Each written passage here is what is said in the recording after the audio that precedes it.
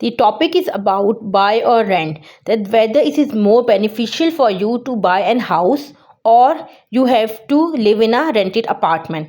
The truth that no one tells you, I will explain today. So, everyone says that you should have your own house, but is buying always the smarter choice? Or can renting actually makes you richer? So there is a comparison with the help of the example and easy to understand for you which one is beneficial for you. So let's consider an example, the Bilal. He is a renter. So now you have to meet Bilal. He's Ali's friend. He decides not to buy a house yet.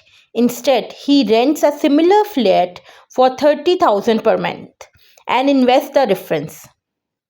So each month, Bilal saves around 42,000 and he invests it in mutual funds, earning like 8% of annual interest. So the interest depending upon the country to country, but let's suppose it's 8%.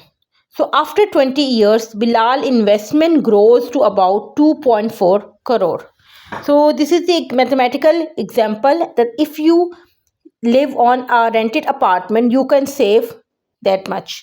Then there is another boy, Ali, who buys a house.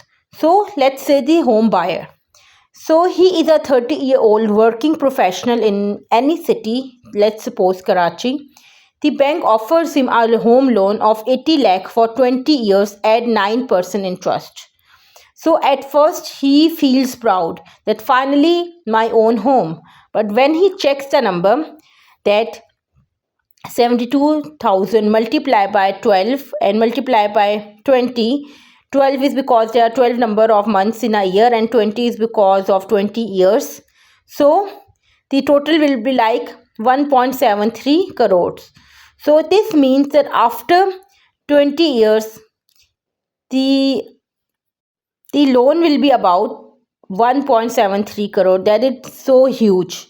So apparently it looks like that yes, he owns a home, but now he has a lot of debt. So buy or rent, the difference between both of them, I make a chart for you to easy to understand. Now let's suppose, and the things which we are reading and understanding today are like the monthly outflow, investment left, ownership, flexibility, maintenance and tax, and then emotional peace. So obviously if one is a person who is buying a house and second is who is staying on rent. Now first of all we will see buying a house. So if the what is the monthly flow? Monthly flow will be like 72,000 EMI.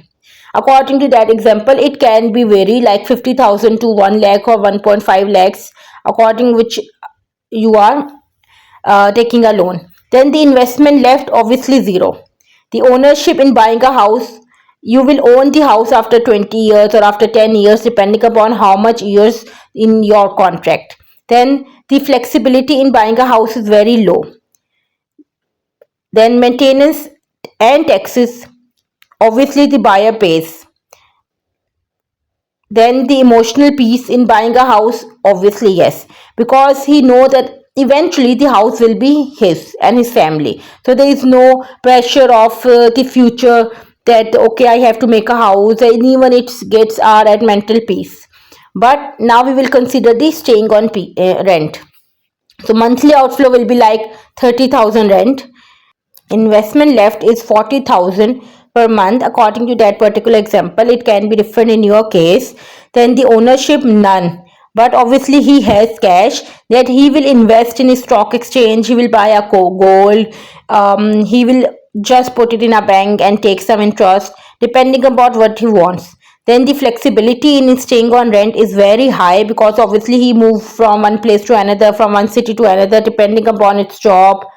Like suppose there is a job opportunity in another city, but obviously if you owns a house in one city, you can't go to another city and stay on rent on that particular city. It's very difficult for most of people. But obviously if you are living in rent at one place, then it will be more easy for you to move and you are flexible.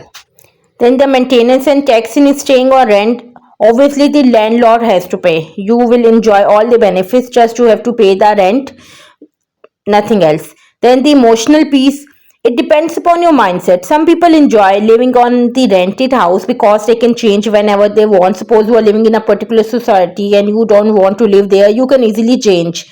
Just then, the smart rule of thumb will be like, if your annual rent is less than 3% of the property value, it means the renting is smarter. For example, the property price is like 1 crore and the 3% of that is 3 lakhs per year. That will be around 25,000 per month. So if your rent is below the 25,000 per month, then it means that it is more beneficial for you to live in a rent. So you can apply this formula. This is a very smart formula for you to understand in just simple calculation. Either it is more beneficial for you, because obviously some people want to live in a very big houses and they are paying like 80,000 per month. So this is not beneficial for you. Then we have buying gifts. Obviously buying gifts, the stability and the pride. When obviously your relatives in your company, everyone knows, okay, I own this house. But renting gives freedom and financial growth, so there is a trade off. You have to choose between the two.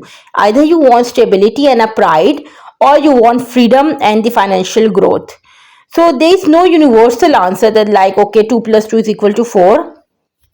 It varies from person to person and how your mindset is.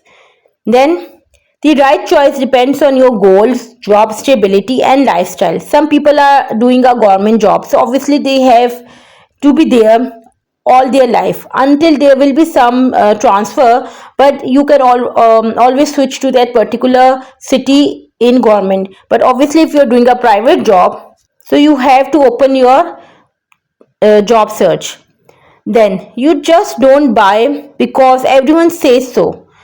Do what makes you good and that makes sense for you. So sometimes we are more into like the what's the society thinks about me, and we are more into the pride factor than the stability. So basically choose your battle wisely. Thank you.